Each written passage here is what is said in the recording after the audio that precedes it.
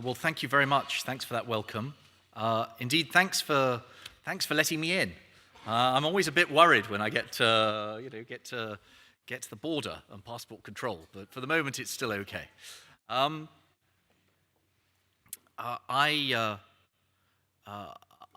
want to take the opportunity today to talk a bit about security, first and foremost. But I think there's going to be some time afterwards for some discussion. And if you want to go a little bit wider than that, I'll be very happy to try and answer your questions. My gran used to tell me that if there's an elephant in the room, it's a good idea to address it at some stage, because otherwise you might get trampled. But let's start on the security issues, because they are very important. They're very important today. They will be for the next 18 months and beyond. The threats that we face at the moment from terrorism, cyber, and serious and organized crime really put the onus in the first instance on member states and regional and local authorities to protect their citizens. But there is more that can and should be done at the European level to help and support the member states in trying to meet those threats. And that's what I'd like to talk to you about a little bit today. In particular, I'm going to talk a little bit about the threat that we face from individuals in our communities becoming radicalized, which is a challenge across the European Union, and also about the online threats that we face from cyber criminality, but also other actors who seek to use cyber against us. The Parsons Green terrorist attack in London the other day served again as a reminder that this threat is very real and present in the United Kingdom, as well as in other countries across the European Union as a whole. A number of countries are at the highest level or one level down of security alert. And in the summer, we saw attacks or failed attacks in Spain, France, Belgium, and Finland, as well as the United Kingdom. So this is something that is, I'm afraid, very much on our shared agenda. The ideology that fuels particularly the jihadi-inspired attacks is no respecter of borders. For Daesh, it really doesn't matter where in the European Union you live. They don't distinguish between whether a country is in or out of Schengen or in or out of the European Union. They are targeting our way of life, the way our communities live together, our values. Last year, according to Europol, the European agency that brings together law enforcement actors from across the European Union, there were 142 terrorist attacks, failed, foiled, or, very sadly, which took place. Now, that sounds a great deal, but in fact, there have been periods in European history, recent history, which have faced an even more frequent terrorist threat. Between 1970 and 2015, more than 10,000 people were killed across Europe in more than 18,000 attacks. So terrorism as such is not new to Europe. But what makes the current terrorist threat different, I think, is that it is global. It's linked to a transnational religious movement which has evolved over time from Afghan rebels fighting the Soviets through Al-Qaeda to Daesh and the so-called Islamic State. And as it's evolved, they have sought to broaden the battlefield. They, particularly Daesh, operate a kind of global franchise operation. It's no surprise then that as some of the recent attacks have served to underline, the threat has also morphed into more of a homegrown threat, because vulnerable individuals across our societies are responding to this global franchise of violence and radicalization. They tune into the internet, pick up a kitchen knife or get into a vehicle, and suddenly terrorism is within the reach of anyone who has a grudge, a violent temperament, or is in some way in search of a cause to fill some sort of lack of sense of purpose. And the indiscriminate and unpredictable pattern of those attacks raises a real challenge, I think, for our open liberal democracies, which is, how do you successfully counter that kind of threat without falling into the trap of inadvertently doing the terrorists and the extremists' job for them by our response undermining our own freedoms and values and way of life. Against that backdrop, just over a year ago, President Juncker asked me to take on a new job as Commissioner for the Security Union to try and bring together different strands of activity at the European level to, as I say, help and support member states in facing these threats. I think we've made some progress over that time, but I'm the first to admit that there's still a very great deal to do. We've criminalized terrorist travel and training. We've strengthened our external borders, by which I don't mean closing our borders, but knowing more about who is coming in and out of our shared space. We have boosted information sharing across the European Union, bringing law enforcement and other authorities closer together. We've tightened rules on money laundering that can fund terrorism, and we've restricted access to the means, arms and explosives, that terrorists can use and do seek to use for their attacks. As we clamp down in various areas, the terrorists don't sit still. They evolve the way they work. So we need to evolve too. In particular, we need to get better at tackling the root of the problem, countering the radical ideologies that too often turn vulnerable young people, often but not only young men, into someone who wants to go down the route of violence. The majority of attackers over the last couple of years have been radicalized, as I said, without traveling, in their community, often in their own bedroom. Some of you may recall the 2015 case of Riyad Khan, who traveled from Cardiff to Syria, who was killed fighting for ISIS, or of Asad Chowdhury, radicalized while a student at Cardiff and Vale College, and sentenced to serve over 3 years in prison for planning to travel to Syria to fight for Daesh. But some of the recent attacks that have taken place across Europe are people who have never sought to travel. To be effective, counter-radicalization work needs to get right down to the grassroots and local level to engage with local communities and individuals. And we want to support that work all across the European Union. Wales, as we know, has not been immune to the problem of radicalization. I don't think anywhere is.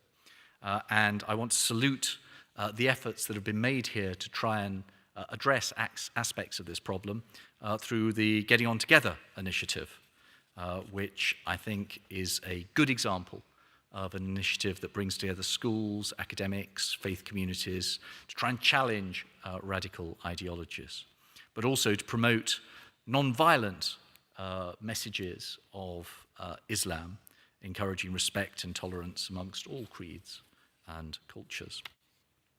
The EU supports and funds a number of such civil society projects and networks across Europe to equip frontline practitioners with the skills and knowledge they need to spot early warning signs and tackle violent extremism, and to bring together researchers, practitioners, and policymakers from across the European Union to learn from each other, because there isn't one size fits all, but you can learn from each other, but also to support each other, because this can be quite lonely and difficult work.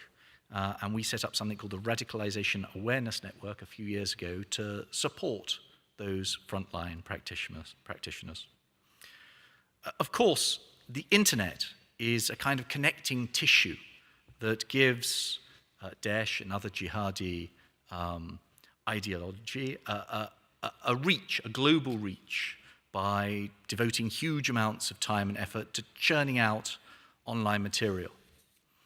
And that material includes threats and hate speech, but also training manuals, advice on how to obtain and import weapons, instructions on how to make bombs, elaborate footage showing the most brutal and sickening torture and execution.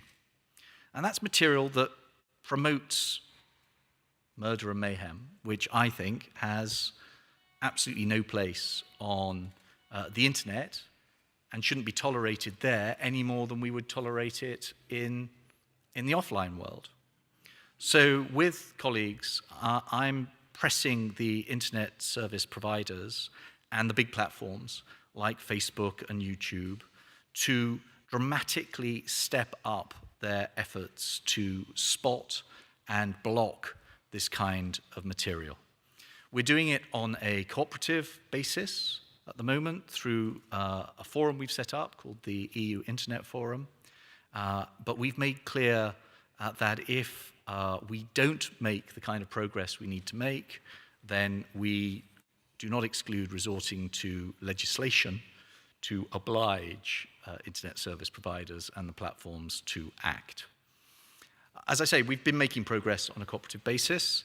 Over the last couple of years, tens of thousands of pieces of dangerous content have been removed because Europol, the agency I mentioned, spots them and draws them to the attention of the internet service providers. But what we need the internet service providers and platforms to do now is to get better at using their own technology, automated systems to remove terrorist content or to stop it appearing in the first place. They do have the resources to do more on this agenda. And there's another area linked to our security that I'd like to talk to you a little bit about today, and that is cybersecurity. I'm going to be visiting later on this afternoon the various academic and research centres that are growing up in a cluster in Wales, and I think that's excellent, and I want to do what I can to shine a light on that and support it, because this is a big and growing challenge, and I think there's been a step change in awareness across society about this challenge. The WannaCry attack earlier in the year threw a spotlight on how big this challenge is from cyber criminals. Last year, there were more than 4,000 ransomware attacks in Europe every single day. 80% of European companies report that they've experienced some kind of cybersecurity incident. And some people say that the other 20% just don't realize that they've been attacked. In some countries, half of all crime, reported crime, is now cybercrime. The economic impact of cybercrime has grown fivefold over the last 4 years and is projected to grow 4 times more over the next 2 years. It's estimated now to be worth its economic impact, its drag on European economies, is estimated to be somewhere between 265 and 400 and something billion a year. It's huge sums of money. Now, the motives behind such attacks can also be non-economic. Beyond extortion, fraud, corporate espionage, some of the actors have political motives to undermine or at least ask questions about our democratic institutions, to spread fake news, to interfere with elections. But the common factor in all these attacks is that it's extremely difficult to trace and attribute such attacks. For criminals, it's frankly a bonanza with extensive options of malware and phishing tools available for sale and indeed for hire on the darknet. For hostile state and non-state actors, it offers a means of bringing some kind of adversary to their knees without ever having to fire a shot. 36 hours before the French presidential elections, the political party and campaign nerve center of the eventual winner, Emmanuel Macron, now President Macron, was hit by a massive and coordinated hacking attack. It didn't work because of the countermeasures that they took, but the clear intention was to influence the outcome of that election. So the threat is undoubtedly serious, and we need to respond, which is why, with colleagues across the Commission, last week, we proposed a package of measures to strengthen our collective resilience, to build effective deterrence, and to help deliver cyber defense capabilities working with our international partners. Strengthening resilience means making ourselves both harder to attack and quicker to recover if we are.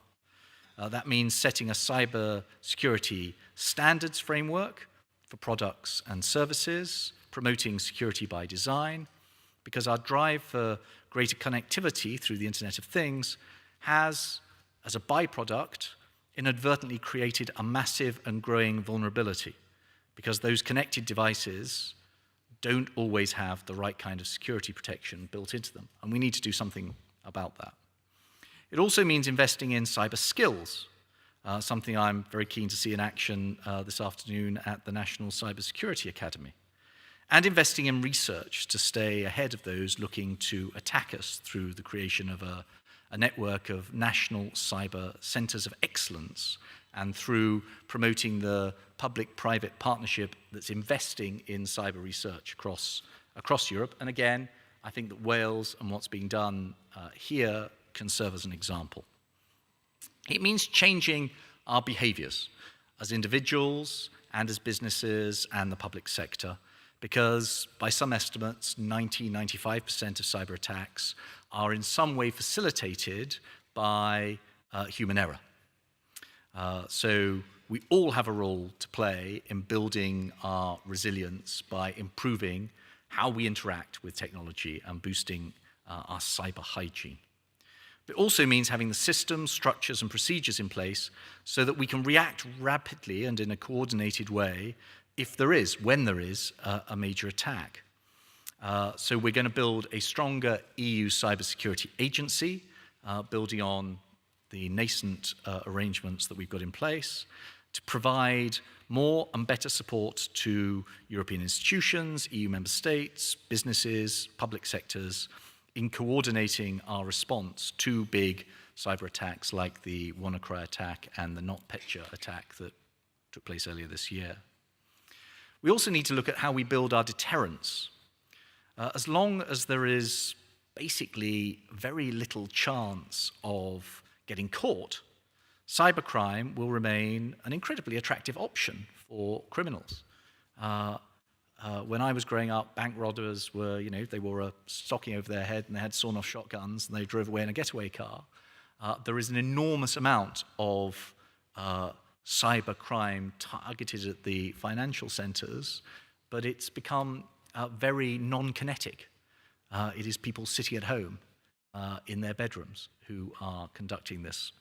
We need to strengthen our capacities to detect and follow up such attacks in order to make it a much less attractive option. Detection rates in Europe are painfully slow. It takes almost a third longer than in other parts of the world, not just the United States. So we need to change. We want to reinforce European cooperation to tackle this kind of crime and to boost our cyber forensic capabilities.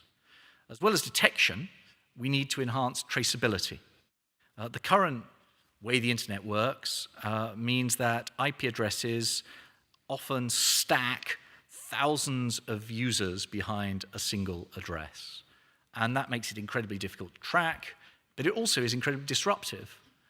If a police force does need to take action, they sometimes, and there have been concrete cases of this in Belgium and the Netherlands, have to invade the privacy of 1,000 users in order to try and find the one address that they are after.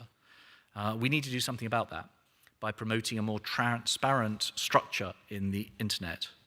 And there are industry standards that have been available for a number of years that we need to promote. And finally, we need to dramatically increase the rate of prosecution for committing such attacks.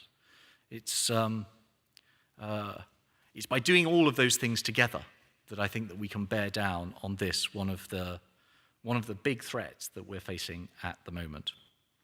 So I hope that gives you some flavor of some of the activities that we're doing at a European level to help and support member states.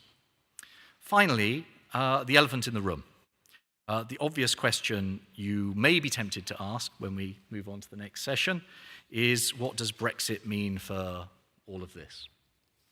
Well, the answer is going to lie in a negotiating process that is still going on. Indeed, the latest round of that negotiation is taking place today in Brussels. And on the EU side, it's led by my colleague, Michel Barnier, who would be very upset if I tried to preempt the detailed outcome of that negotiating process. But what I can say is that if and when we get to the part of the negotiations that talks about the future partnership between the United Kingdom after it leaves and the rest of the EU, whatever else is happening, I do hope, and I am increasingly confident, that we will be able to find some arrangements to maintain, preserve, and possibly even continue to develop and build cooperation on security, on these key security issues around terrorism, cyber, and serious and organized crime. Because the people who are seeking to act against us are no respecters of borders. Daesh, as I said earlier, is unfortunately an equal opportunity killer. They don't care if a country is in the EU or not, nor do cyber attackers. The WannaCry attack didn't just affect the NHS in Britain, it hit Spanish telecoms and even stopped the famously efficient German railways. Indeed, it hit about 150 countries in total. So these are shared threats, and it doesn't matter how good you are at trying to meet them, and the United Kingdom has got a good track record in trying to meet some of these threats, you are still stronger when you work together with partners. So there is a strong shared interest in trying to find a way forward in this area. The United Kingdom government produced a position paper last week on these issues, setting out a positive perspective. Michel Barnier commented last week as well that he wants to see an agreement that encompasses security issues as well as economic issues if and when we reach that stage of the negotiation. And I believe that because these are shared threats, because we have a shared analysis and a shared interest in trying to find a way forward, it will prove possible to find a way of continuing to cooperate. Thank you. Thanks for your attention.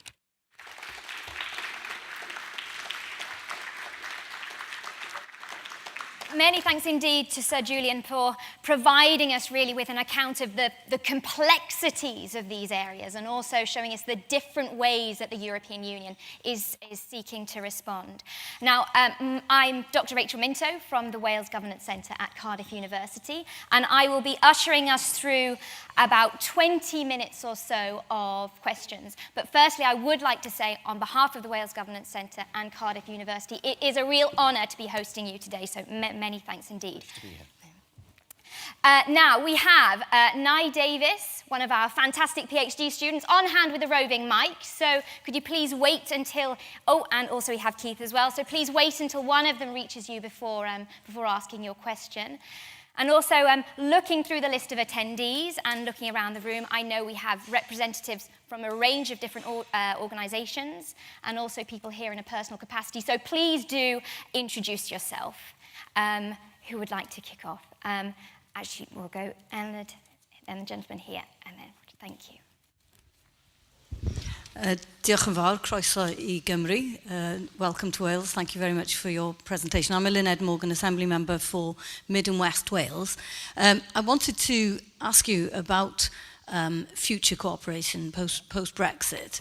My understanding is that UK police access the Schengen information system about 1.4 million times a day, about 536 million times a year.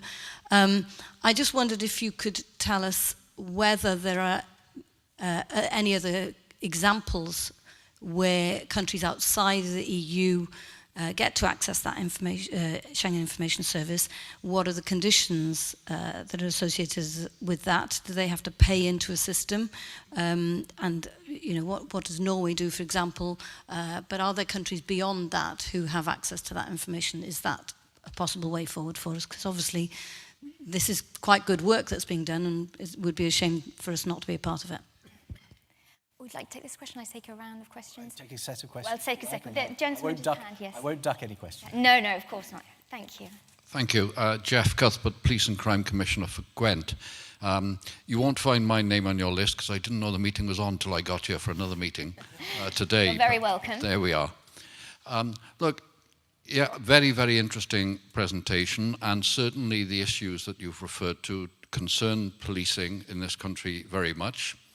European arrest warrant, for example, continuing, and certainly international collaboration in terms of counter-terrorism. And by the way, you're absolutely right, roughly half of all crime in England and Wales is now cyber-based. And that holds enormous implications for policing. But my question is this, it's about the counter-terrorism and the balance that needs to be struck with neighbourhood policing, and maybe you do have a view on it. There is a fear, especially amongst the National Police Chiefs Council, that the extra money that's going to be provided for counter-terrorism won't necessarily be new money, but will be money that the government would take away from neighbourhood policing. And we would argue that neighbourhood policing is the best local source of intelligence in terms of counter-terrorism. And I'm just wondering if you or your colleagues have a view on that. And the final question down the front. Yes, you spoke about combating sources of radicalisation within societies. The UK government's own programme on this, the Prevent programme, has been pretty widely criticised. For instance, the former Cabinet Minister, Saida Varsi, spoke fairly recently, called it a toxic brand, suggesting that in some instances it was doing almost as much harm as good. Do you have any views about how, either in the UK or across Europe, we can most effectively reach into communities where there's a threat of radicalisation and seek to combat it? Have a go at those? Please do. Thank you for that, and thanks for the level of engagement that shows with these issues. Those are quite security-based questions, so it's good that we group them together. I used to work for the UK government for quite a long time, but I don't anymore, so any answers I give on these issues reflect my role in Brussels, and also the constraints of that role, which mean that I'm not going to be able to get drawn too far into issues that are quite properly for discussion within either a national or a devolved context. But I will have a go at answering questions about what the future shape of cooperation and how to deal with the future challenges might be. So there are some very good law enforcement, counterterrorism structures of cooperation that have been built up over years and which have been reinforced particularly in the last few years at the European level. There are some agencies that do very good work. I mentioned Europol. There's a whole range of other agencies which I'm afraid, sadly, are going to become more well-known to do with cyber. There are some very big and important EU-wide law enforcement databases which member states are using more and more to share information about these common shared threats. And perhaps the most well-known of those is the Schengen information system. And there are some bits of EU-wide legislation that are directly relevant to this area, like the European arrest warrant. Now, the British government is setting out quite an ambitious agenda in the recent position paper and in Prime Minister May's speech in Florence, finding ways of keeping that aspects of that cooperation going in a structured way. And from the EU side, although we haven't entered into the detail yet, I think there will be an openness and a readiness to try and engage for the reasons I gave. But just because something is a good idea, indeed a very good idea, doesn't mean that it's easy to do.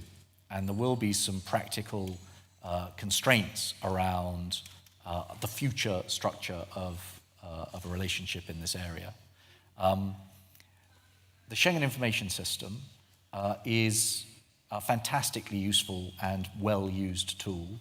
The figure that sticks always in my mind, even bigger than the figures that you cite, is that it is consulted 4 billion times a year.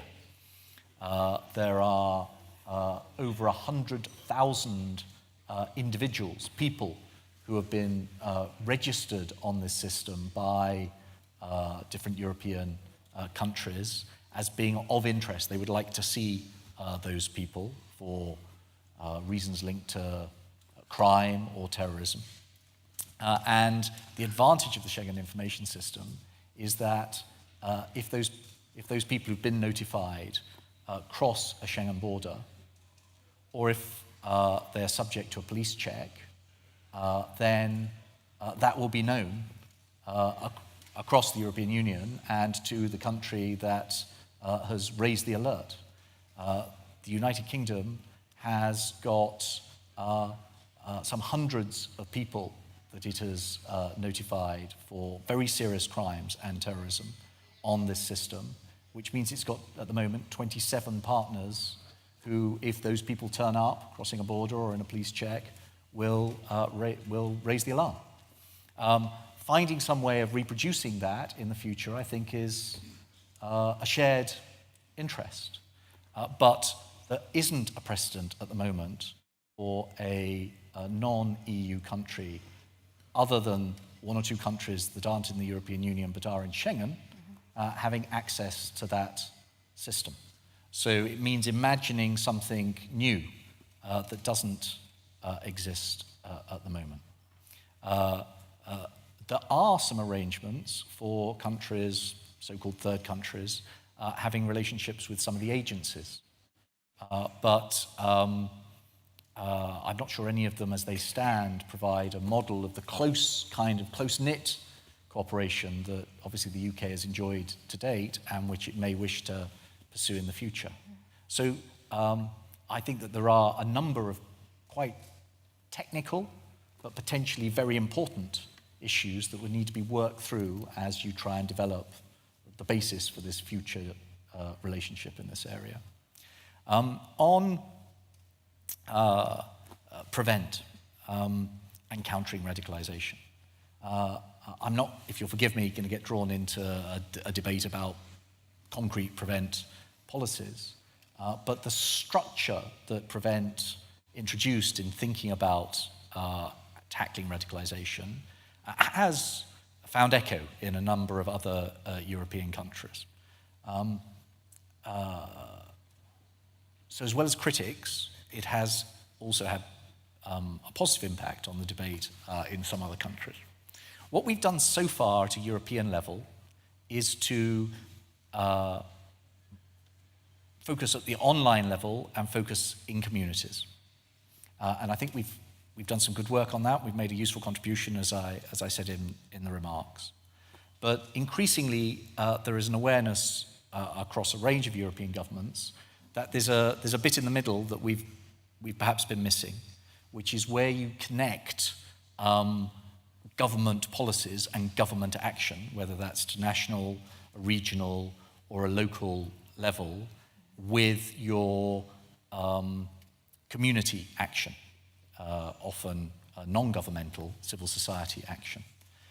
And whatever you might think about the results, at least in the UK, they have sought to do that.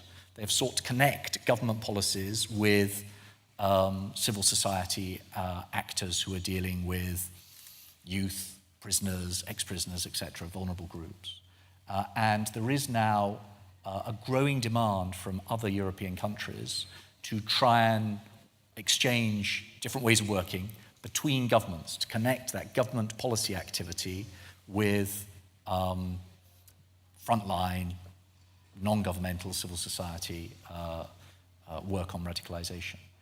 We've just set up, a couple of months ago, a new group to bring representatives of government from across Europe together with practitioners, frontline practitioners, to try and work out whether there is anything we can usefully do at a European level to help and support that kind of cooperation, recognising that there isn't going to be, one-size-fits-all European-wide model for how you do this. Quite the contrary. But there may be some useful lessons around wider government policy, whether it's policing or social inclusion, that we can learn and spread across the European Union. On the balance between counter-terrorism and neighbourhood policing, I'm not, I'm afraid, going to get drawn into a debate about how you would balance those priorities. I feel sympathy for you because it's going to be very difficult to resolve that. But what I've just said, I think, points to the fact that there is a growing sense that tackling radicalisation means having a menu of different policy approaches, which will mean not just doing the police end, but also having a government approach to social inclusion and the removal of other drivers that are seen as helping and feeding radicalisation. And that debate, I think, is a very lively debate that I expect to continue over the next few months. We've said that we'll produce some reports and recommendations by Christmas. Many thanks. Do you think we can squeeze in one more question? Absolutely fantastic. Thank you. Just this lady on the end there. Yeah. Thank you. And then we'll have about 5 minutes. Hi, thank you. My name is Hanan. I'm a PhD researcher at Cardiff University in the School of Law and Politics. And when you mentioned the big elephant, I thought you would perhaps address the issue of the European refugee crisis, which in my view did play a role in Brexit, also in the rise of right political parties across Europe. So it's 2 questions. The first question is, how can we protect our values in terms of protecting refugees who deserve our protection because they are running away from terrible experiences, while at the same time protecting our security and borders? And the second one is, how can we tackle radicalization without necessarily putting it under only Islamic radicalization? I'm a Muslim, and I do fear sometimes to walk around with my headscarf. And I think what we need to realize is that there is positive radicalization in the terms if we want to be radical and change society so we can come together. And there is also negative radicalization that you can find in all communities and in different ideologies. And in my view, in the future, we will have to actually take into account that radicalization in terms of the far right will be as extremely dangerous and powerful as Islamic radicalization. Thank you. About 5 minutes to respond to those. Thank you. Well, I might not be able to do justice to all no, those questions, I realise this. But the last one's an important one. You're absolutely right. I'm talking about the challenge of jihadi-inspired radicalization, but it's by no means the only form of radicalization that we have to deal with, even in Europe. I was friends with the family of Joe Cox, who fell victim to another form of radicalization, and I think the work that we need to do to counter radicalization has to be comprehensive, as you rightly underline.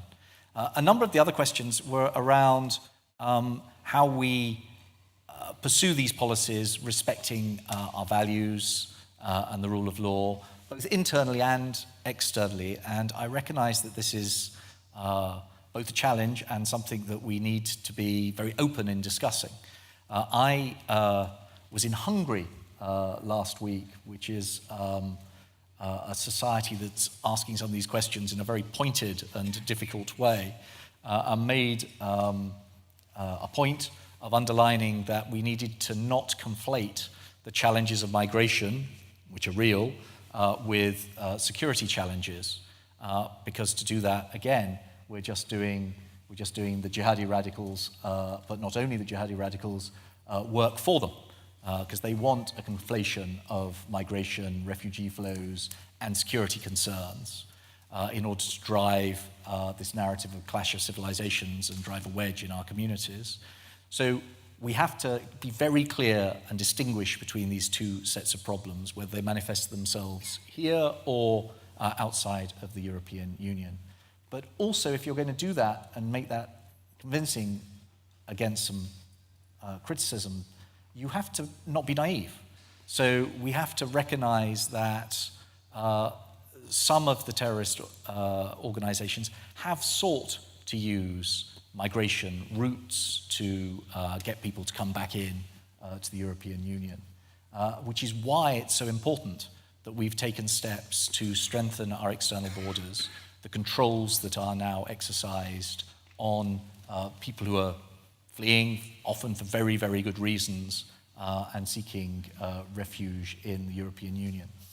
It's only if we're quite realistic about the need to exercise those controls that we're going to be able to split this conflation of migration and refugees and security concerns and answer those, whether from the extreme right or from any other perspective, who try and mix those things up.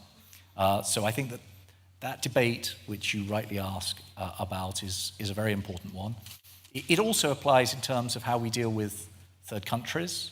You mentioned Libya. I think there's also a big challenge with Turkey.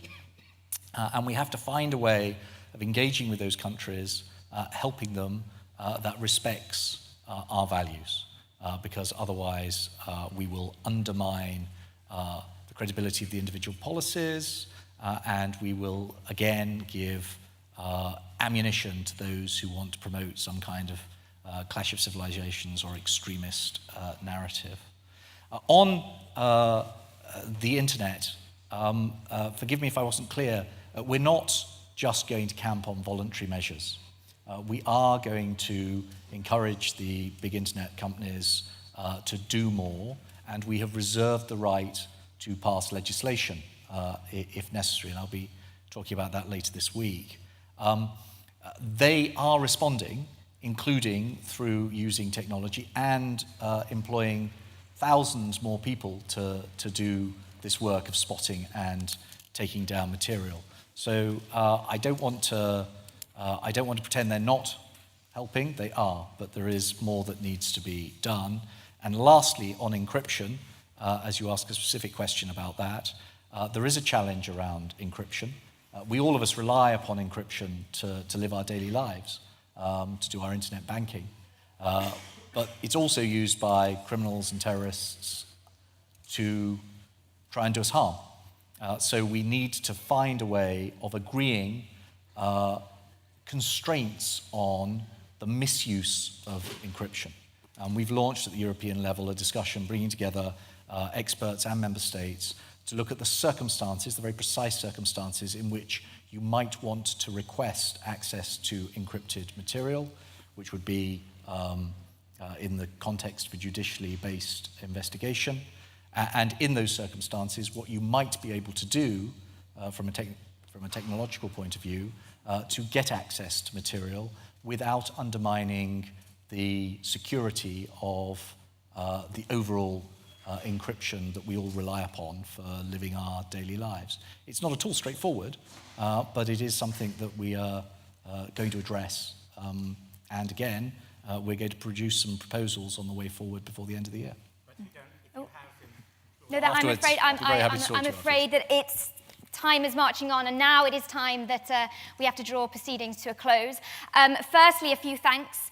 On behalf of the Wales Governance Centre and Cardiff University, I'd like to thank the presiding officer for sponsoring our event today. Many thanks to Nye Davis and the Assembly staff for supporting the smooth running of the event, to the audience for all of your very engaging contributions, and finally, of course, a tremendous thank you to Sir Julian for finding the time to share with us today.